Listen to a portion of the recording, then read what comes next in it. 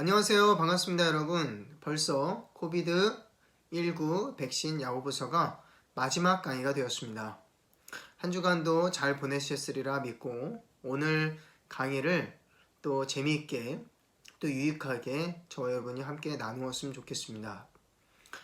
오늘은 야고보서 5장 말씀을 함께 나눠볼 텐데요. 여러분들 2번씩 읽어오셨죠? 반드시 말씀을 읽으시고 이 강의를 시청하셔야 여러분에게 유익이 있을 것이라 말씀드립니다. 야고보서 5장은 몇 가지로 나눠볼 수 있겠는데요. 1절에서 6절까지는 부유한 자들의 죄악상에 대해서 말씀하고 있습니다. 7절에서 11절까지는 인내와 심판과 자비에 대한 말씀입니다.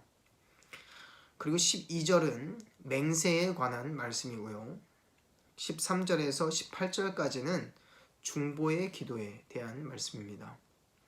19절로 20절까지는 죄인을 그리스도께로 인도하는 자에 대한 말씀을 하고 있습니다.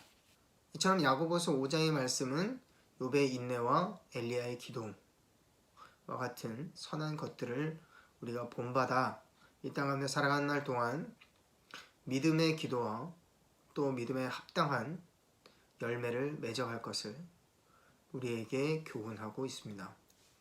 그럼 우리가 함께 질문과 대답을 통해서 오늘 야고보서 5장을 나누어 보도록 하겠습니다.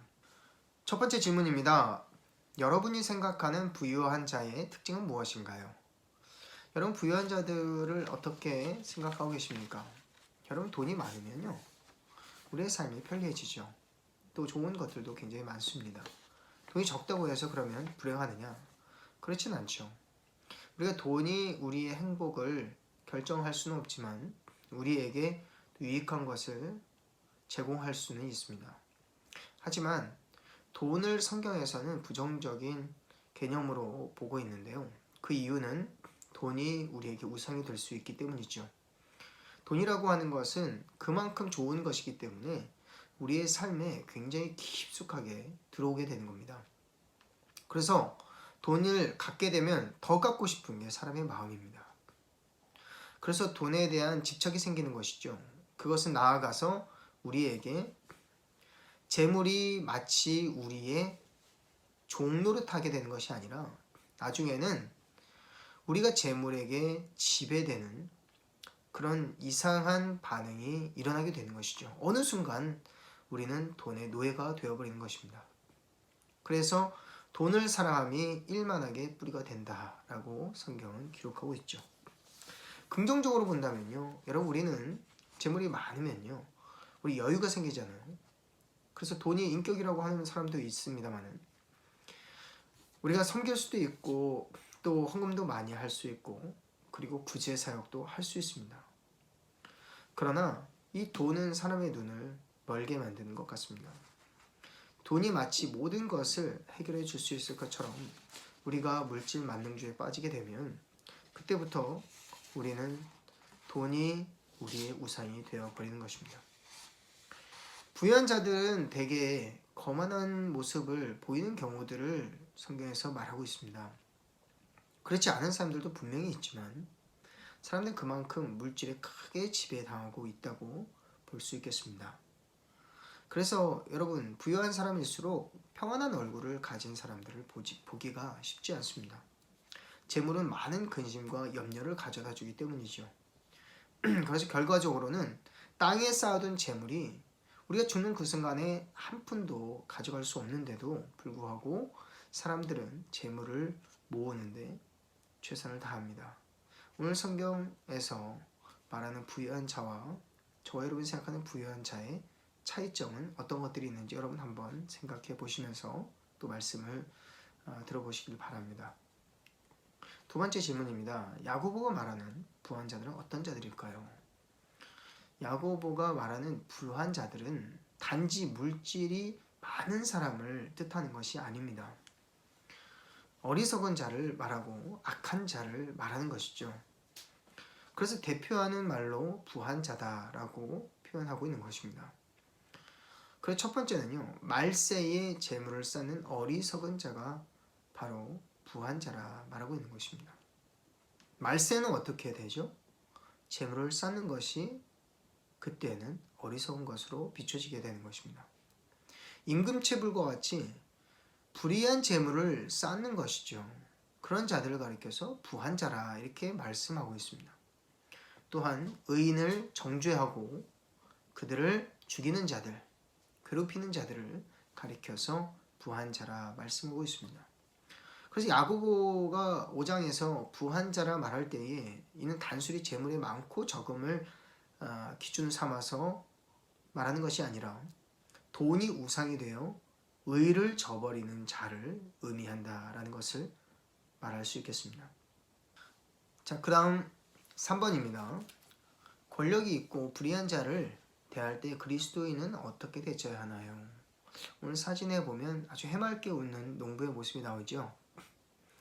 농부가 때를 기다리면서 이른 비와 늦은 비를 기다리고 결국에는 큰 수확을 얻을 때의 그 기쁨을 보여주는 장면입니다. 그래서 정답은요, 때를 기다리는 농부와 같이 길이 참으라는 것입니다. 그냥 참고 당하고만 살아야 됩니까? 성경에서는요, 인내하라 라고 말씀합니다.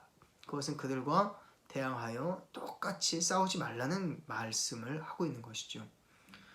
그것은 왜냐하면 이 땅에서 우리가 손해보고 또는 피해보고 또 억울한 일을 당한다 하더라도 하나님께 말씀드리라는 거예요.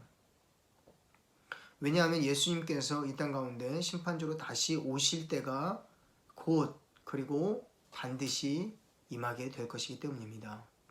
우리도 심판의 대상이 될 수가 있습니다. 그래서 우리에게 하시는 말씀이 무엇이냐면 너희들은 길이 참으라. 농부와 같이 길이 참으라. 그리고 두 번째는 그 마음을 굳건하게 하라. 흔들리지 말라라고 말씀하는 것이죠. 그리고 세 번째는 서로 원망하여 너희도 죄를 짓지 말라. 이렇게 말씀하는 것입니다. 우리의 원수 갚는 일은 사람에게 있지 않고 하나님에게 있음을 기억하고 온전히 주님 앞에 다 맡겨드리고 나는 겸손하게 있는 자리에서 누구를 원망하거나 시기하거나 또 미워하지 말고 길이 참으면서 오히려 그를 축복할 수도 있어야 하겠습니다. 네 번째, 오늘 본문에서 야고보는 욥의 인내에 대해서 설명하고 있습니다. 욥의 인내는 어떤 것일까요? 욥의 인내는요, 하루아침에 재난을 당하고 그 후유증은 굉장히 길었습니다. 그래서 오랜 기간 그 아픔을 견딘 사람이었죠. 그가 받았던 고난은 무엇이었고 욥의 인내는 어떤 것이었을까요? 욥은 하루아침에 재난을 당하고 오랜 기간 아픔을 견디었습니다. 첫째로는 평생 모은 재산이 다 날아가 버렸죠. 여러분이 평생 모은 재산을 하루아침에 잃어버리게 된다면 이런 어떤 생각이 들까요? 너무나도 힘들지 않겠습니까? 평생 모은 돈을 하루아침에 보이스피싱으로 날려버렸다고 생각해 보십시오. 우리가 감당할 만한 그런 시험이라 할 수 없을 겁니다. 그런 그에게 또 다른 시험이 찾아왔습니다. 그것은 무엇이냐면 하루아침에 그가 아꼈던 자녀들을 잃어버리게 된 거예요. 모두 다 하루아침에 죽고 말았습니다. 그리고 하나 남은 아내도 이제 욥을 저주하고 떠나고 말았습니다. 지금 욥에게 남아있는 사람은 아무도 없습니다. 그리고 심지어 그의 몸에는 피부병이 생겨서 얼마나 괴로움을 당했는지 모릅니다. 그리고 그를 찾아온 오랜 중마고와 같은 친구들이 와서 욥을 위로하고 또 돌봐주기는커녕 오히려 욥을 정죄하고 비난하기도 했습니다. 그런 욥이 하나님 앞에서 부르짖는 것입니다. 하나님, 제 인내마저도 끊어버리시는 것은 아닙니까? 여러분, 욥기 성경을 보면요, 개역개정을 보면 인내라는 단어가 하나도 나오지 않습니다. 그러나 70인역을 보면 헬라어 사본에 인내라고 하는 단어가 나옵니다. 오늘 야고보서에 기록된 단어와 똑같은 단어죠. 그 단어가 욥기에 쓰여져 있는데 희망으로 번역이 되어 있습니다. 주께서는 사람의 희망을 끊으시나이다. 이렇게 욥이 고백하고 있는데요. 사실은 이 단어를 인내로 바꿔서 읽으신다면 더욱 실감이 나게 될 것입니다. 주께서는 사람의 인내마저 끊으시나이다. 욥은 그토록 힘든 시간을 보냈습니다. 욥의 인내는 정말로 대단한 것이었죠. 그 성경에 많은 인물들이 인내에 대한 덕을 기릴 때에 욥을 본으로 삼아 그들도 어려운 시기를 견뎌낼 수 있었다고 하는 것입니다. 5번째입니다. 야고보는 왜 맹세하지 말라고 했을까요? 오늘 이 그림을 한번 보시기 바랍니다. 저 하늘에 맹세해 널 지켜줄게. 여러분 좋은 말이죠. 그런데 여러분 당시에도 이와 같이 맹세한다라는 말을 아주 쉽고 가볍게 사용했던 적이 있었던 것 같습니다. 그래서 야고보는 하나님 앞에 맹세할 때뿐만 아니라 하늘로도 땅으로도 너희들이 맹세할 때에 심사숙고하면서 엄숙한 자세로 맹세하라 이렇게 말씀하고 있는 것이죠. 요즘은 맹세라고 하는 것이 굉장히 드문 일이 되었습니다. 엄숙한 각오와 맹세와 같은 것들을 귀하게 여기지 않습니다. 맹세라고 하는 것은 무언가를 담보로 약속을 하는 것이죠. 내 목숨을 걸고 맹세한다 라고 말할 때 그 맹세를 내가 지키지 못할 때 맹세했던 것이 사실이 아니라 거짓으로 드러났을 때 내 목숨을 담보로 한다 라고 할 수 있겠습니다. 그만큼 맹세라고 하는 것은 군인들이 총성을 다할 때 사용했던 말이죠. 그러나 지금은 맹세하는 것을 기피하는 경향이 있습니다. 누군가에게 헌신하거나 충성하는 일이 드물기 때문이고 또한 맹세라고 하는 것을 아주 가볍게 여기고 쉽게 맹세한다라는 표현을 쓰기도 하죠. 성경이 이를 가리켜서 정죄 받을 만한 일이라 말씀하고 있는 것입니다. 6번입니다. 고난당하는 자와 즐거워하는 자의 자세는 어떠해야 합니까? 여러분 우리의 삶을 보면요. 고난당할 때가 있고 또 즐거워하고 기뻐할 때가 있습니다. 고난당할 때는 기도하라. 그리고 즐거워할 때 찬송하라 이렇게 말씀하고 있습니다. 야고보가 이렇게 말한 것은 여러 가지 의미가 있겠지만 어떠한 상황에서도 신앙인의 모습을 잃지 말라는 뜻으로 받아들이시면 되겠습니다. 고난당할 때 하나님을 원망하고 또 감사치 아니하고 오히려 하나님을 적대시하는 사람이 있습니다. 또 즐거워할 때는 힘들었을 때 하나님을 잘 찾았지만 즐겁고 기쁜 일이 있을 때는 하나님을 새까맣게 잊어버리고 하나님께 찬송도 영광도 돌리지 않는 사람도 있는 것이죠. 그러한 자들은 사실상 하나님이 그 안에 있다고 보기 어렵습니다.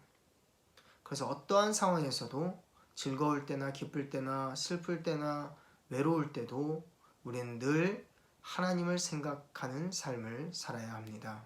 그리고 하나님께 마땅한 우리의 반응을 보여드려야 되겠죠. 7번째입니다. 중보기도에 관한 내용이 나옵니다.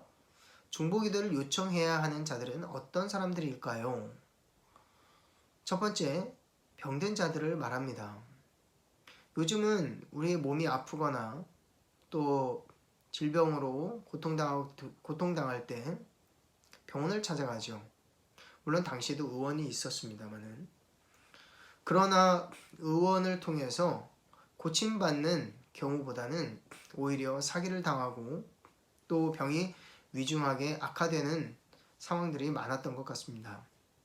그러나 그때 실제로 병든 자를 위하여 기도하여 고침받은 기록들이 굉장히 많습니다.